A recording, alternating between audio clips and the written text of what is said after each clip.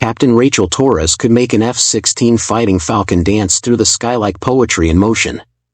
At 32, she was one of the best fighter pilots the Air Force had ever seen. But on a clear Tuesday morning over the Nevada desert, one split-second decision would cost her everything: her call sign, her reputation, and her wings. This is the story of how she earned them all back. Before we begin Rachel's journey, I want to know, where are you watching from today? Drop your city and state in the comments below. Let's see how far this story reaches across America. Now, let's take off. The Nevada sun burned white hot at 20,000 feet. Rachel Torres checked her 6 o'clock, rolled inverted, and dove hard. Her F-16 screamed through the turn, G-forces crushing her into the seat. "Vipers and hot," she called over the radio. "Tally 2 bandits, 11 o'clock low." Red flag exercises were the closest thing to real combat without actually getting shot at. Somewhere below, 2 aggressor aircraft played the role of enemy fighters. Rachel's job was simple: find them, kill them, go home. "Copy that, Viper," her wingman replied. Lieutenant Marcus Reed flew 300 yards off her right wing. "I've got your 6. Rachel spotted them. 2 F-16s painted in enemy colors, climbing through 15,000 feet. Her fingers danced across the controls. Lock tone. Simulated missile away. Fox 2, Fox 2. Splash 1. The lead aggressor broke hard right, exactly as she knew he would. Rachel pulled the stick back, felt the aircraft shudder under 7GS, and rolled to follow. This was what she lived for. The stick was an extension of her hand. The jet was an extension of her body. But something was wrong. "Viper, brake left. Brake left." Reed's voice cracked over the radio. Rachel glanced at her displays. Reed had drifted too close during her turn.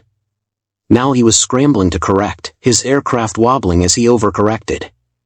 The second aggressor was diving on him, and Reed was fixated on the threat, not his position.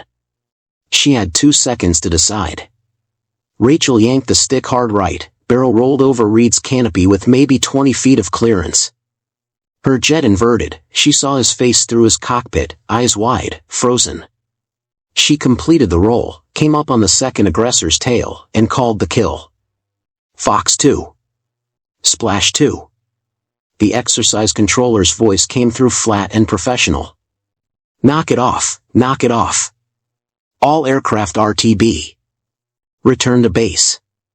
The tone said everything. Rachel stood at attention in the briefing room. Her flight suit was still damp with sweat. The 3 officers behind the table didn't look at her like a pilot who'd just won a 2 versus 2 engagement.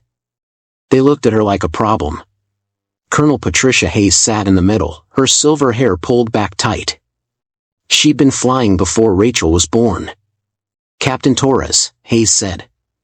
Lieutenant Reed filed a formal complaint. "He says you nearly caused a mid-air collision." "Ma'am, I was compensating for his position. He froze when the aggressor dove on him. I had to." "You had to follow protocols," the officer on Hayes's left interrupted.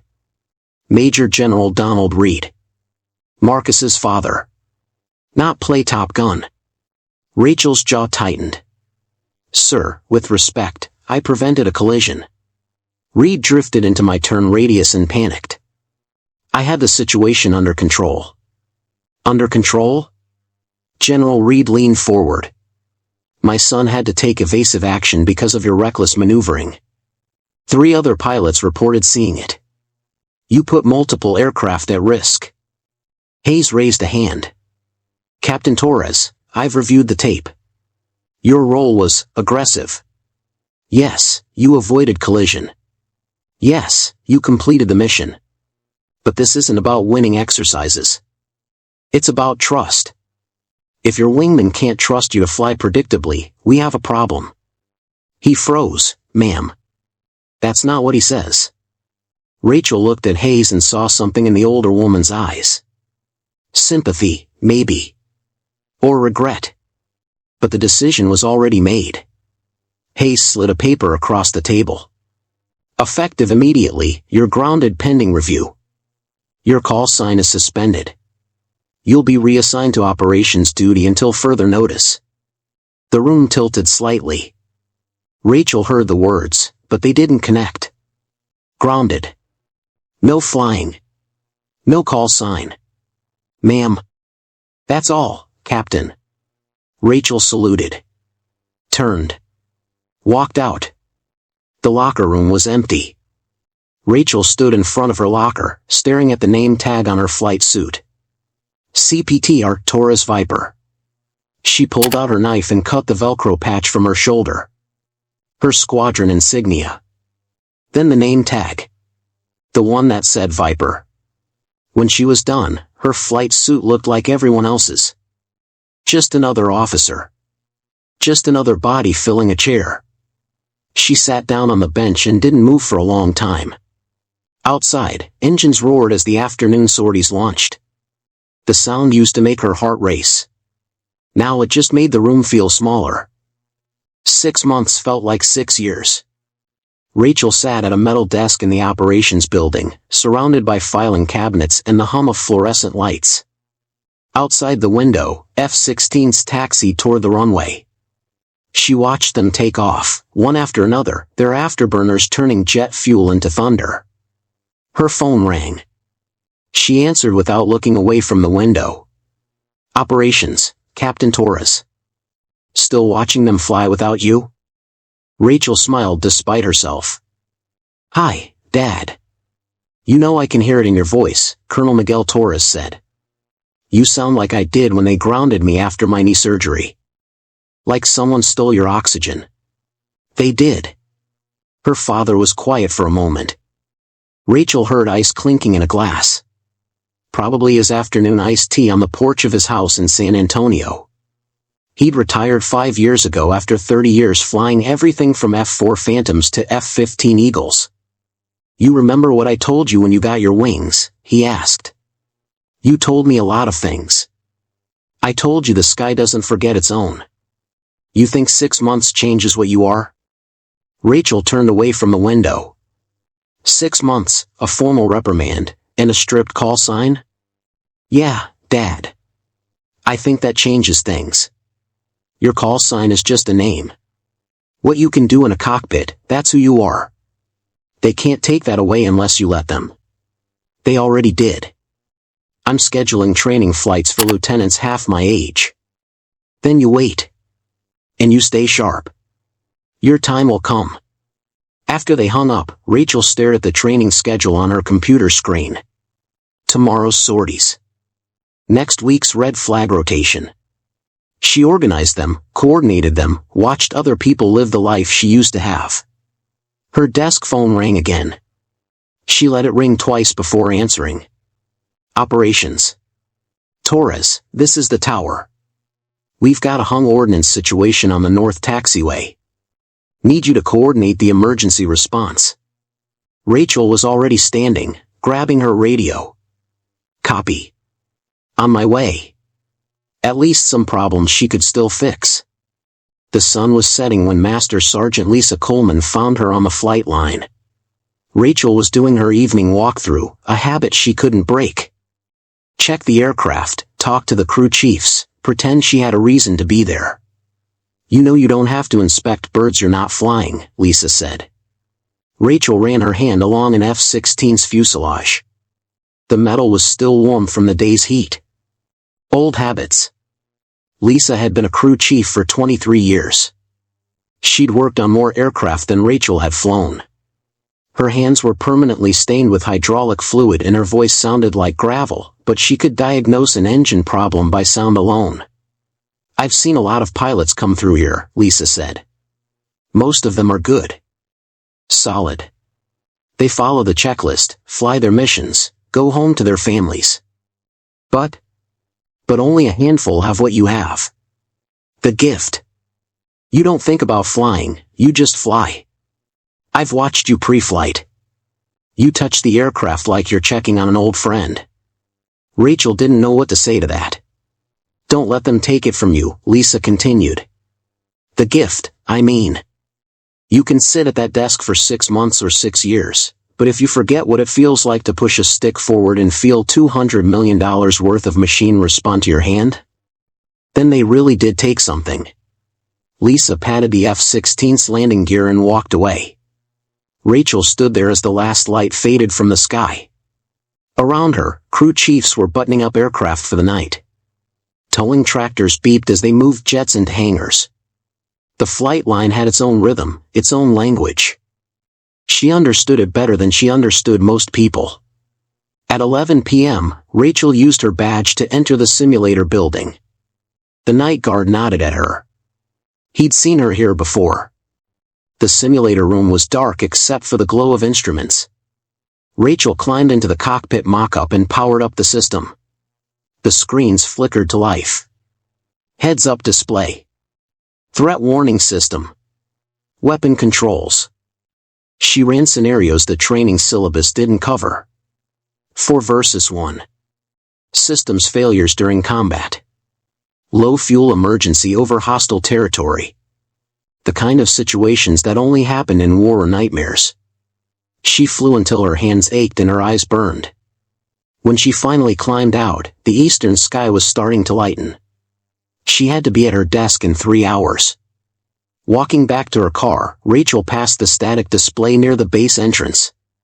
An old F-4 Phantom, the kind her father had flown. It sat on a concrete pad, weathered and faded, retired from service but still pointed at the sky. She stopped and looked at it for a long time. Then she kept walking. The next morning, Rachel was back at her desk. Filing reports. Updating schedules. Answering phones. But when she looked out the window at the F-16s taking off, something had shifted. She wasn't just watching them anymore. She was counting down. Her phone rang. She picked it up on the first ring. Operations, Captain Torres. Torres, this is Colonel Hayes. I need you in my office. Now. The tone in Hayes's voice made Rachel's pulse jump. On my way, ma'am. She stood up so fast her chair rolled backward and hit the wall. The operations center was chaos. Rachel pushed through the door and saw a dozen people crowded around the main display screen. Satellite imagery. Radio chatter. Someone was shouting coordinates into a phone. Colonel Hayes stood in the center of it all, arms crossed, jaw tight. What's happening? Rachel asked. Hayes turned. Humanitarian convoy. Northern Syria, 10 miles from the Turkish border. They're under attack. The screen showed grainy footage from a drone feed. 3 vehicles on a dirt road, smoke rising from the lead truck. People running. Then the camera jerked as something fast crossed the frame. Aircraft?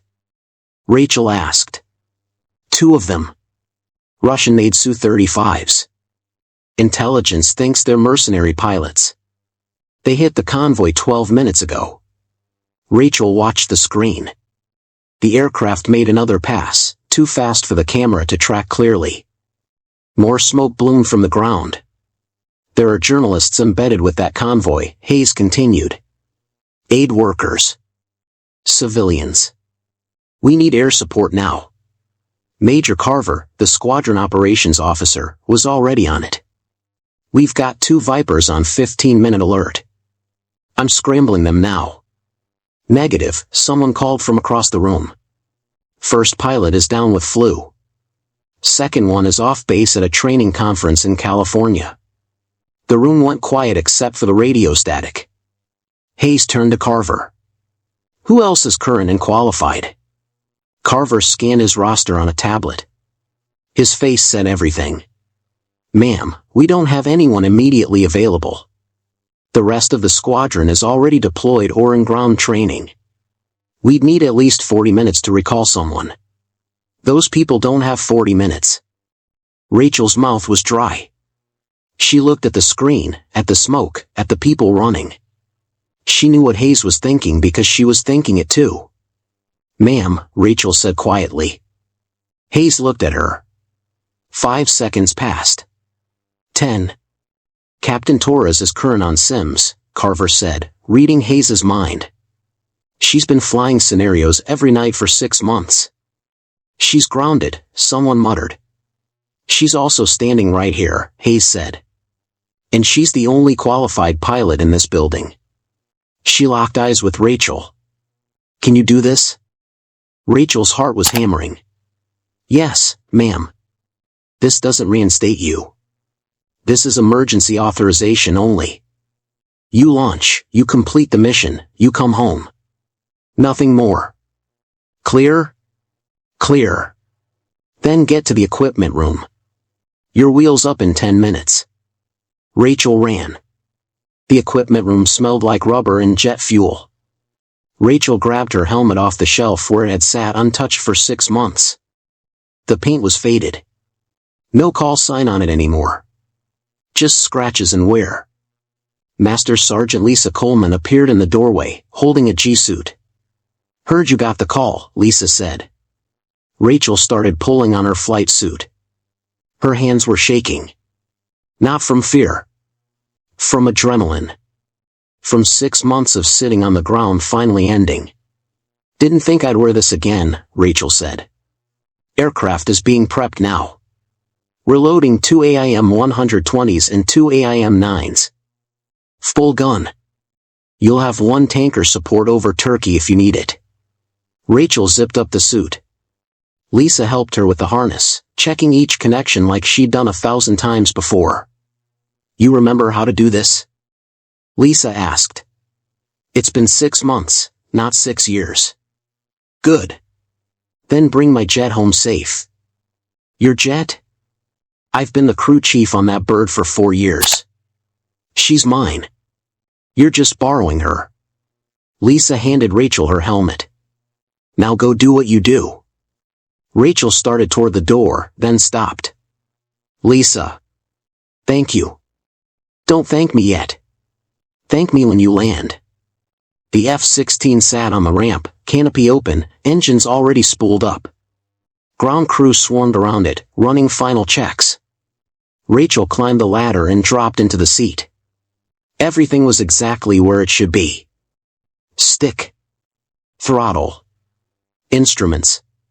She ran through the checklist on muscle memory. Her hands knew what to do even if her brain was still catching up. The crew chief appeared at the canopy rail. He gave her a thumbs up. Rachel returned it, then lowered the canopy. The seal locked with a solid thunk. Now it was just her and the machine. She reached up to touch the spot where her call sign used to be painted on the canopy rail. Empty metal. No name. No identity. Tower came over the radio. Viper, the controller caught himself. Torres, you're cleared for immediate departure. Winds 270 at 8 knots. Good hunting. Rachel pushed the throttle forward. The engine roared. The aircraft trembled like a horse at the starting gate. Tower, Torres is rolling. The F-16 accelerated down the runway. At 150 knots, Rachel pulled back on the stick. The nose lifted. The wheels left the ground. And just like that, she was flying again. The landing gear tucked up with a solid thunk. Rachel banked hard right, climbing through 3,000 feet. The Nevada desert spread out below, brown and endless. She pushed the throttle into afterburner and pointed the nose east toward Syria. Rachel leveled out at 40,000 feet, supersonic over the Atlantic. The tanker refueling took 8 minutes. Then she was gone again, pushing east across Europe in the dark. The sun rose somewhere over the Mediterranean. Rachel watched the horizon turn from black to purple to gold. She'd been in the cockpit for 4 hours. Her back ached. Her legs were stiff. None of it mattered. Torres, this is Overlord. Come up secure channel. Rachel switched frequencies. Overlord was the AWACS, the Airborne Warning and Control System. A flying radar station that could see everything within 300 miles. Overlord, Torres. Go ahead. Torres, convoy is still taking fire. We have visual on 2 bandits. Confirmed Su-35S flanker yes. They're making gun runs on the vehicles. You're 20 minutes out. 20 minutes. Rachel did the math. How much damage could 2 fighters do in 20 minutes? Overlord, what's their weapon status? Unknown. They've been on station for 40 minutes. Likely low on ordnance, possibly just guns now. Copy. Any other friendlies in the area? Negative. You're alone on this one. Rachel's threat display was empty. Just her, the sky, and 2 Russian fighters on the other side of the Turkish border. Overlord, Torres is proceeding to target. The Syrian border appeared as a line on her navigation display. Beyond it, brown mountains and dust. Rachel descended to 15,000 feet and pushed the throttle forward. Her radar picked them up at 60 miles. 2 contacts, low altitude, circling. Overlord, Torres has radar contact. 2 bandits as advertised. Copy, Torres. You're cleared hot. Convoy is 3 miles northeast of the bandits. Rachel armed her weapons systems. The AIM-120 AMRAAM missiles were active. She selected one and got a lock tone at 40 miles. But something felt wrong. 2 Su-35s. Modern Russian fighters with thrust vectoring and advanced avionics. They'd been hitting a defenseless convoy for 40 minutes. Why? Overlord, confirm bandits are still engaged with ground targets. Affirmative. Wait. Torres, bandits are breaking off. They've picked you up. They're coming around to intercept.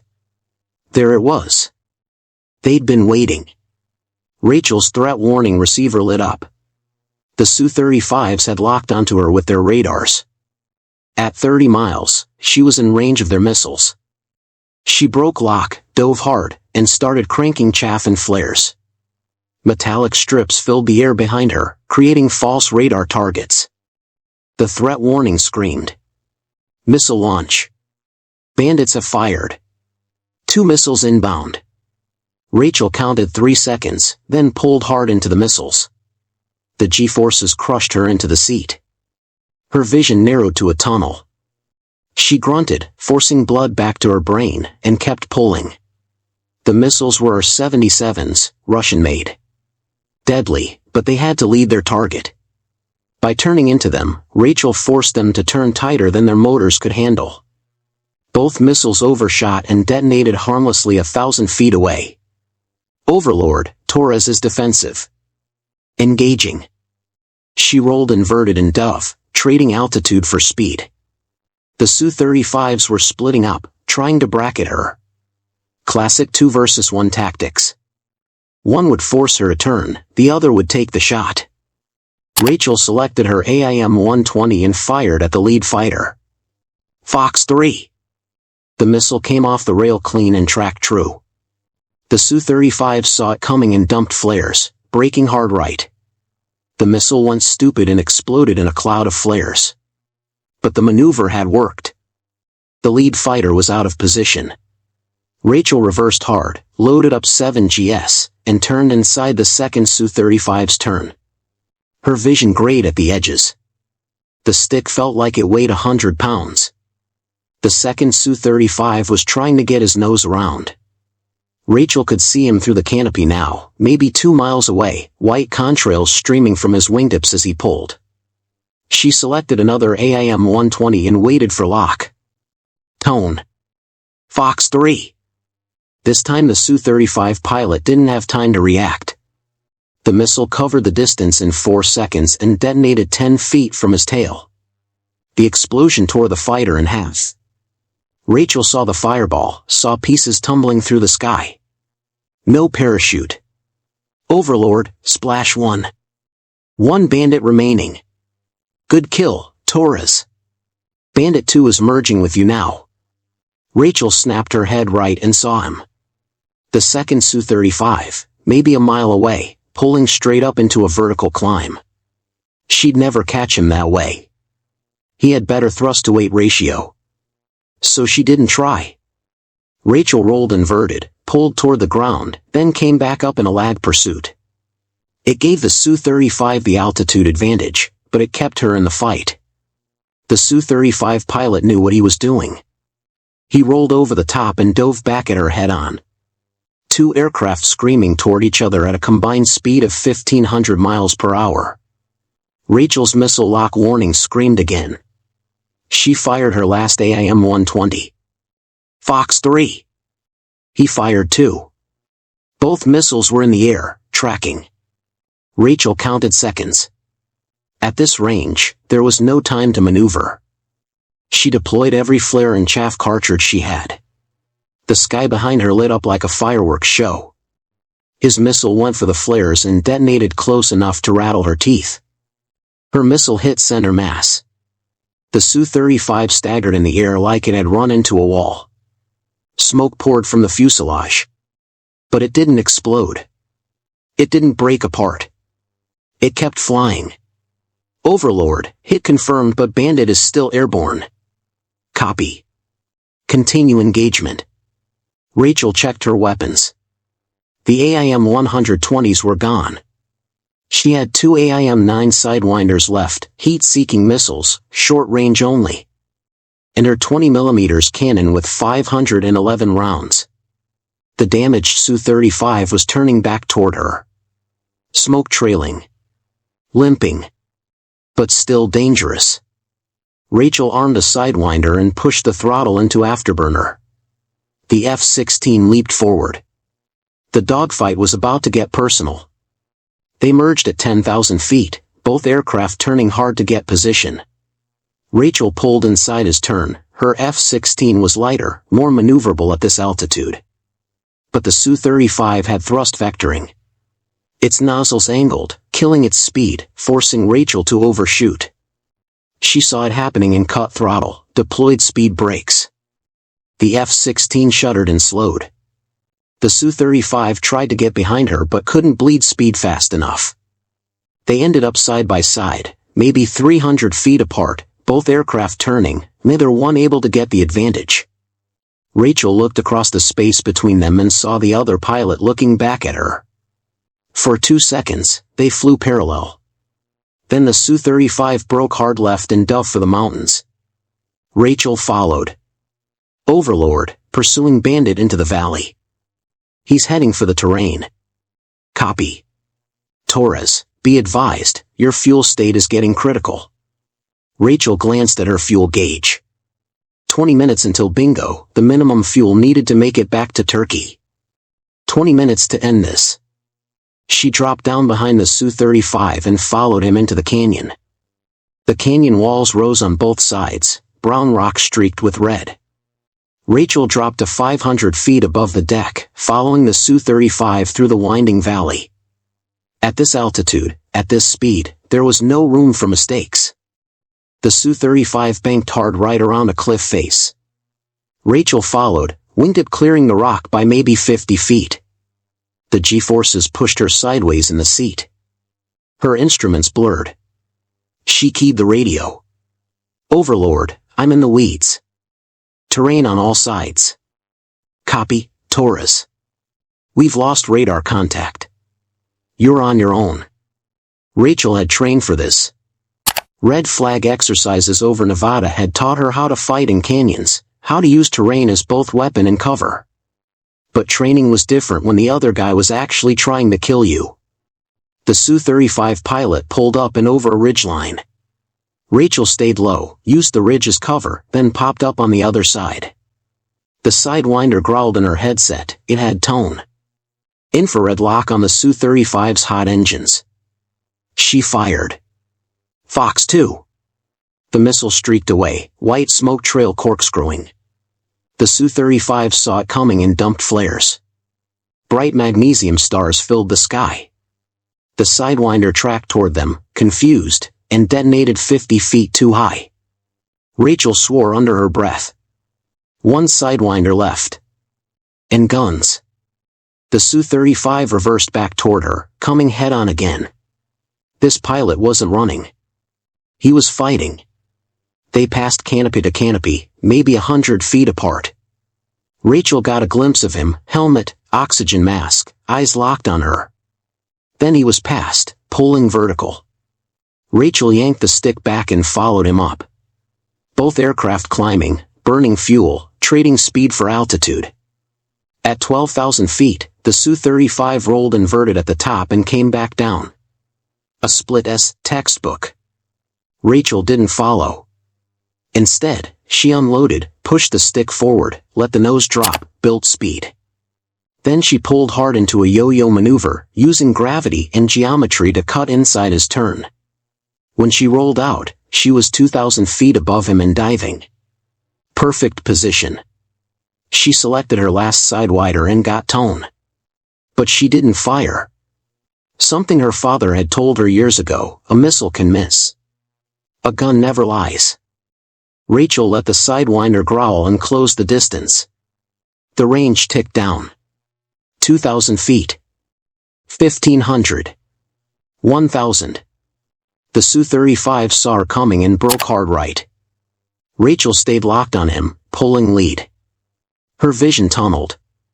Blood thundered in her ears. At 800 feet, she switched to guns. The reticle in her heads-up display tracked the Su-35. Rachel waited for the perfect moment, that 3-second window where geometry, speed, and prediction all lined up. She squeezed the trigger. The M61 Vulcan cannon roared. 20mm rounds streaked out at 4,000 rounds per minute. Tracers lit the sky. Rachel walked the stream across the Su-35's left wing. Hits. Pieces flew off the wing. The Su-35 rolled hard, trailing smoke. But he was still flying. Rachel's ammo counter showed 400 rounds left. She'd burned over 100 rounds in that burst. The Su-35 dove back into the canyon. Rachel followed. Her fuel warning light was blinking now. 10 minutes to bingo. Maybe less. They raced through the valley, both aircraft damaged, both pilots committed. The Su-35's left wing was shredded. Rachel's airframe had taken hits from debris or maybe a lucky shot she hadn't seen. Her hydraulics gauge showed a slow leak. Neither aircraft was going to last much longer. The canyon narrowed ahead. The Su-35 pilot had to choose, pull up or thread the needle. He chose the needle. So did Rachel. 400 knots through a gap maybe 300 feet wide. Rock walls blurred on both sides. Rachel's threat warning screamed, "Terrain, terrain, pull up." She ignored it. The Su-35 was right in front of her, maybe 400 feet, trailing black smoke. She could see his tailpipes, see the damaged thrust vectoring nozzles trying to compensate for the destroyed wing. Rachel pulled lead, got the reticle on him, and fired. 2-second burst. 80 rounds. Half of them missed. The other half tore into the Su-35's fuselage. The fighter lurched, rolled right, and the pilot ejected. The canopy blew. The seat fired. Rachel saw the pilot shoot up and away, saw his parachute deploy. The Su-35 rolled inverted and augured into the canyon wall. The explosion filled the narrow valley with fire and smoke. Rachel pulled up hard, cleared the ridgeline, and rolled level at 15,000 feet. Her hands were shaking on the stick. Overlord, Torres. Splash 2. Bandit down. Pilot ejected. There was a pause, then, copy Splash 2, Torres. Outstanding work. Convoy reports they're clear and moving to Turkish border. You're ordered to proceed to Incirlik Air Base for emergency landing. Your fuel state is critical. Rachel checked her gauges. The hydraulics leak was worse. She had maybe 5 minutes of fuel before the engines flamed out. Incirlik was 12 minutes away at her current speed. She pushed the throttle forward anyway and turned northwest. The Turkish countryside rolled beneath her. Green fields. Small villages. Everything looked peaceful from 40,000 feet. Rachel's fuel gauge was in the red now. The low fuel warning chime was constant in her headset. She shut it off and focused on flying. Incirlik Tower came over the radio. Torres, we have you on radar. You're cleared for straight-in approach runway 05. Emergency equipment is standing by. Copy, Incirlic. Torres inbound. She started her descent.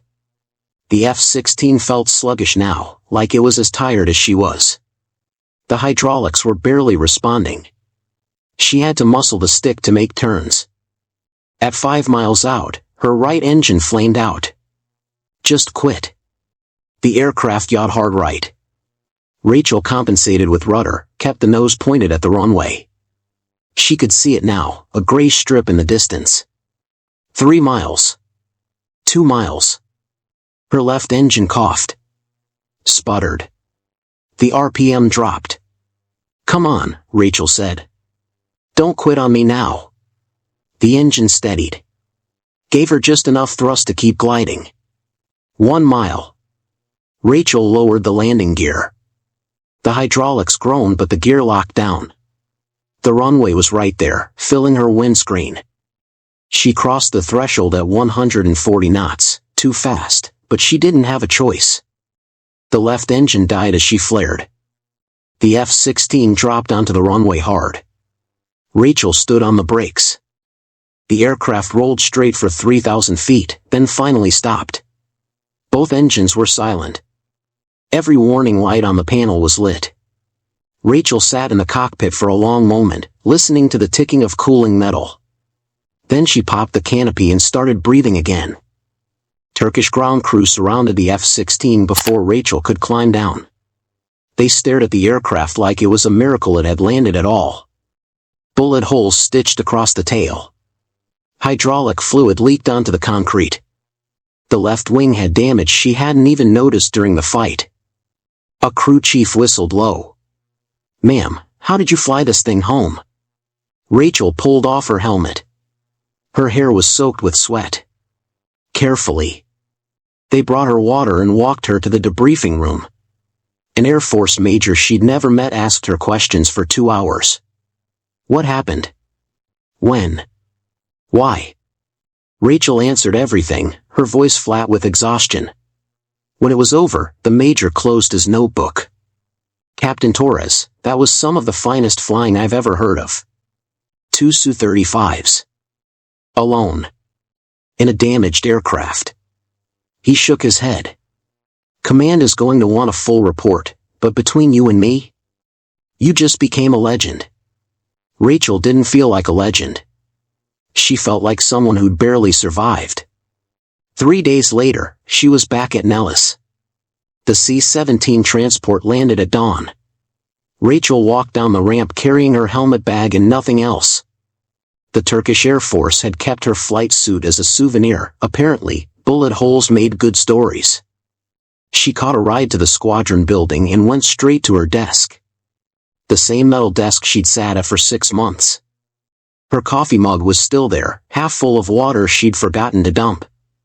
She sat down and stared at the computer screen. Her phone rang. "Captain Torres, Colonel Hayes needs to see you immediately." Rachel took a breath. "On my way." Hayes's office was on the 2nd floor. Rachel knocked twice and entered. The room was full. Colonel Hayes stood behind her desk. Major Carver was there. Master Sergeant Lisa Coleman in her maintenance uniform. And Marcus Reed, standing near the window in his flight suit. Rachel stopped in the doorway. "Ma'am?" Hayes gestured to a chair. "Sit down, Captain." Rachel sat. Her heart was pounding but she kept her face neutral. Hayes picked up a folder from her desk. "I've reviewed your after-action report. I've spoken with Central Command. I've read the intelligence assessment on your engagement." She paused.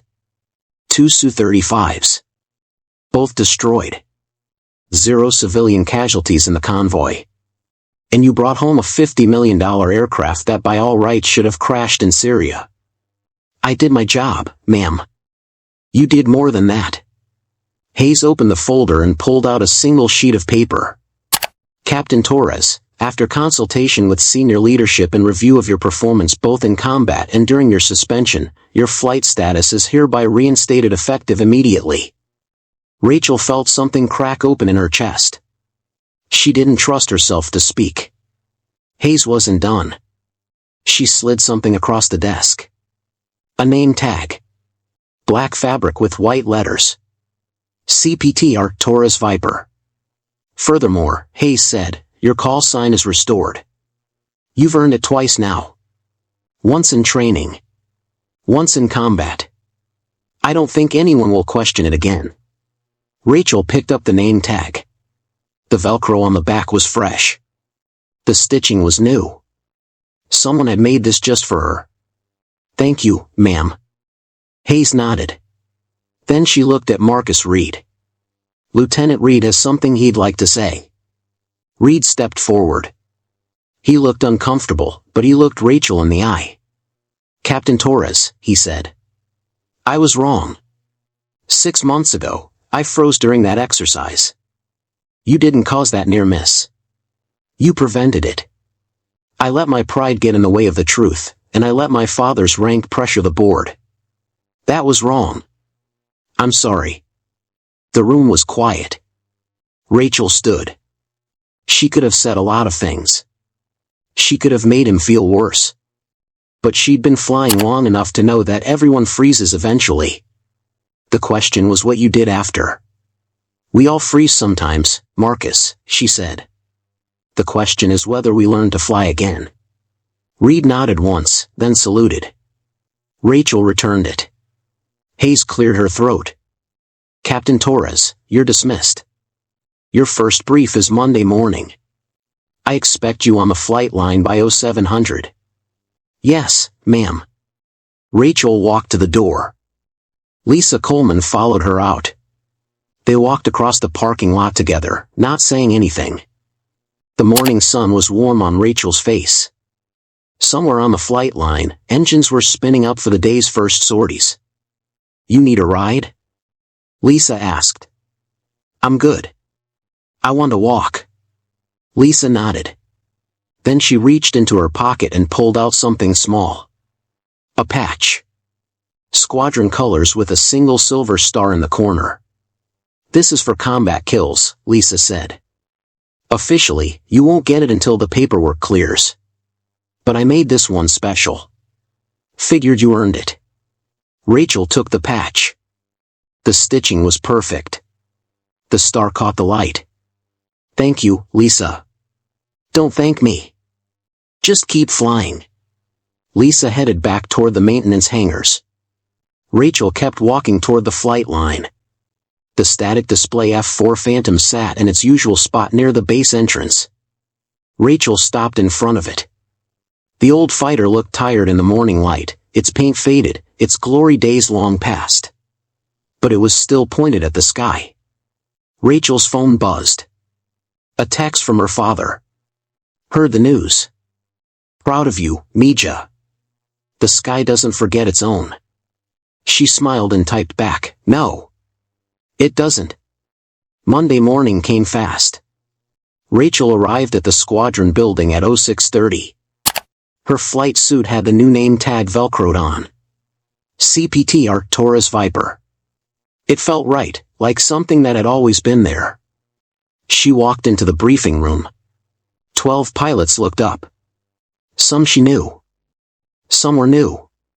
All of them had heard the story by now. Major Carver stood at the front. All right, people. We've got red flag starting next week. Captain Torres will be leading the Blue Force aggressor team. Torres, you're up. Rachel walked to the front of the room. She looked at the faces watching her. Young pilots. Experienced pilots. All of them waiting to see what she'd say. 6 months ago, Rachel began, I lost my call sign because I took a risk. Last week, I got it back because I took a bigger one. The difference wasn't the risk. It was the reason. She clicked to the first briefing slide. We're going to talk about combat decision-making. Not the textbook version. The real version. The kind you make when everything's on the line and there's no time to check the manual. The pilots leaned forward. Rachel smiled. Let's get to work. That afternoon, Rachel walked out to the flight line. Her F-16 was parked in its revetment, freshly serviced. Lisa's crew had been working on it all morning. Rachel ran her hand along the fuselage. Someone had painted 2 small red stars below the canopy rail. Kill markings. Official now. And there, on the side of the canopy, freshly painted in white letters, Viper. Lisa walked up, wiping her hands on a rag. She's ready when you are. Rachel looked at the aircraft, then at the sky beyond it. Clear blue. Endless. Let's fly, Rachel said. She climbed the ladder, settled into the cockpit, and started the pre-flight checklist. Everything responded perfectly. The stick felt right in her hand. The throttle was exactly where it should be. Tower came over the radio. Viper, you're cleared for departure. Winds 270 at 6 knots. Rachel smiled at the call sign. Her call sign. Tower, Viper is rolling. The F-16 accelerated down the runway. At 150 knots, Rachel pulled back. The nose lifted. The wheels left the ground. The sky opened up in front of her. Rachel banked left into the climb, afterburners lighting, and disappeared into the blue. The contrails behind her formed a perfect V against the Nevada sky. For Viper. For victory. For coming home. They took away her call sign because they thought she was reckless. But that day over Syria, Rachel learned the difference. Reckless is fighting without purpose. She fought for people who couldn't fight for themselves. That's not reckless. That's what we're supposed to do. If this story moved you, hit that like button and subscribe for more real stories of courage and redemption. And remember, the sky never forgets its own.